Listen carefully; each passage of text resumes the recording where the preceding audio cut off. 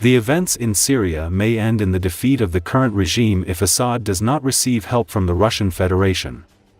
Russian Armed Forces General Alexander Chayko, who once led the failed operation to capture Kiev in 3 days, will be appointed commander of the Russian group in Syria.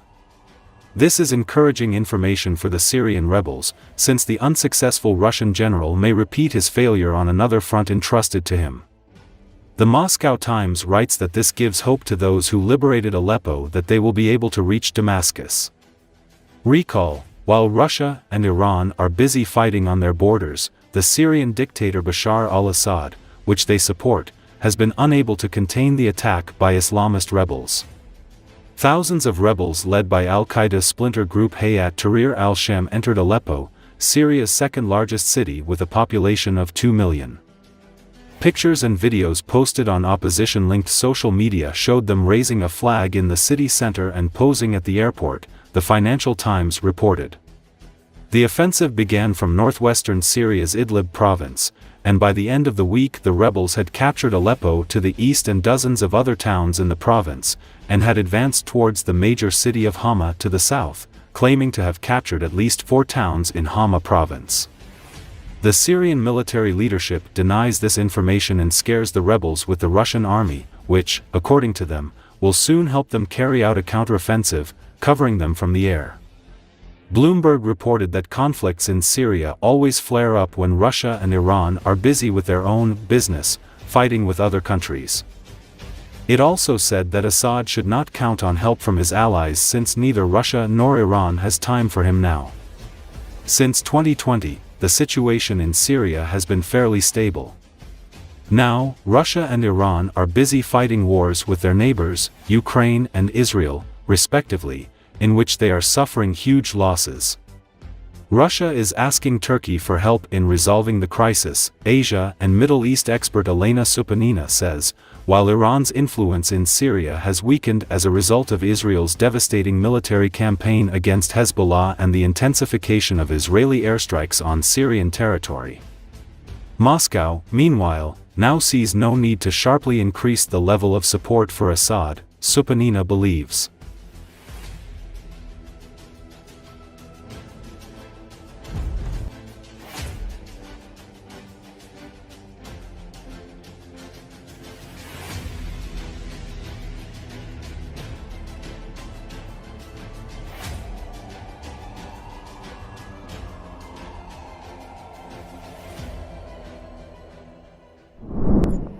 Russian and Syrian jets stepped up their bombing of northwestern Syria, targeting rebel-held areas, Reuters reports. It is noted that aircraft from both nations struck the city of Idlib in northern Syria, a stronghold of the opposition. The attack coincided with Syrian President Bashar al-Assad's vow to crush insurgents who recently advanced into Aleppo.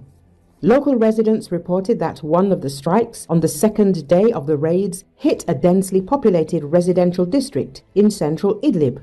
This city, the largest within the rebel enclave near the Turkish border, is home to nearly 4 million people living in makeshift tents and shelters. Rescue workers stated that at least 7 people were killed at the scene, with dozens more injured. Meanwhile, the Syrian military and its ally, Russia, claimed they were targeting rebel group hideouts, denying accusations of attacks on civilians. On Saturday, Russian and Syrian jets bombed other towns across Idlib province, which recently fell under full rebel control following their boldest offensive in years. The civil war's front lines have largely been static since 2020. Earlier on Friday evening, rebels stormed into Aleppo, east of Idlib province, forcing Syrian forces to redeploy. The move marked the most significant challenge to Assad's rule in recent years. On November the 30th, Bashar al-Assad broke his silence regarding the unfolding situation, expressing hope for support from allies to counter the rebel advance. According to Assad, Syria continues to defend its stability and territorial integrity against all terrorists and their supporters. The Syrian dictator assured that the country is capable of defeating and destroying them with the help of its allies and friends, no matter how serious their terrorist attacks are. Russian troops are suffering losses during battles in Syria. Amid this, Moscow has replaced the commander of its forces in Syria, reports Ukrainian main intelligence directorate of the Ministry of Defense via Telegram. Amid the losses and panic among Russian troops in Syria, the Kremlin has dismissed the commander of its forces in the country, General Sergei Kizil. Earlier, Kizil was responsible for Russia's failed actions during the full-scale invasion of Ukraine, for which he was also dismissed and subsequently sent on assignment to Syria. Kizil has been replaced by another military leader, General Alexander Chayko, who had previously commanded Russian forces in Syria from 2017 and 2019. According to Ukrainian intelligence, the commander of the Russian Navy, Admiral Alexander Moiseyev, has also arrived at the naval base in Tartus. After 3 days of successful offensives by pro-Turkish forces in Syria, Russian troops suffered significant losses, with some units surrounded. Hundreds of Russians are listed as missing in Syria, the main intelligence directorate added.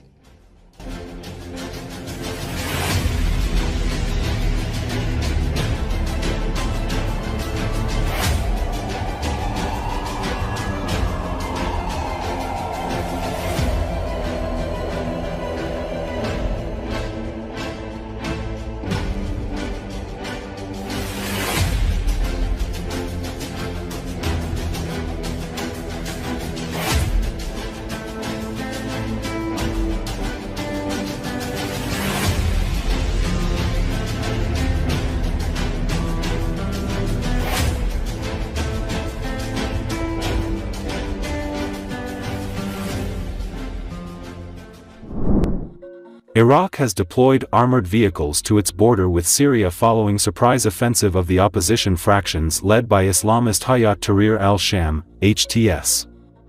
The Syrian insurgents' advance in Syria has caused concerns in Iraq. The Iraqi Defense Ministry stated on Monday that armored units of the Iraqi army were sent to reinforce the border, from the western border town of Al-Qaim to the border with Jordan further south. Any infiltration on the Syrian-Iraqi border is absolutely impossible, because of the fortifications and the combat units located there, Interior Ministry spokesman General Maqdad Miri said on the same day. The Defense Ministry added that similar forces were deployed along the border further north in Nineveh province. Iraq's decision to amass armored vehicles on the border follows last week's escalation of tension in Syria, where opposition forces captured the country's second-largest Aleppo city, forcing Bashar al-Assad's forces to retreat. Syrian opposition groups have captured a large amount of military vehicles from the government forces and continue to make gains. Earlier, Syrian Observatory for Human Rights reported that 200 fighters from a pro-Iran Iraqi armed group were being sent into Syria to support government forces.